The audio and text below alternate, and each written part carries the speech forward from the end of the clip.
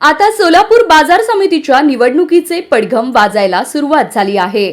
बाजार समितीच्या निवडणुकीला मिळालेली स्थगिती 30 जानेवारी रोजी उठवण्यात येणार आहे।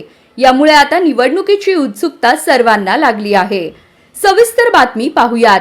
त्याआधी आपण जर आपल्या हक्काच्या राजनीती चॅनलला सबस्क्राइब केलं नसेल तर सबस्क्राइब करा, जेणेकरून आमचे अपडेट तुम्हाला लवकर मिळतील।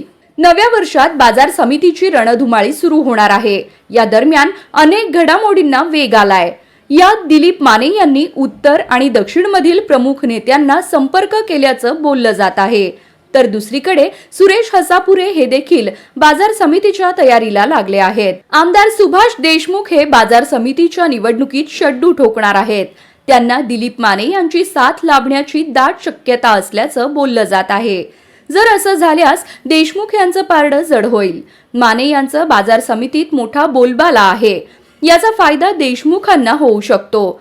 सुभाष देशमुख, दिलीप माने एकत्र येतील का? तुम्हाला याबाबत काय वाटतं? आम्हाला कमेंटच्या माध्यमातून नक्की कळवा।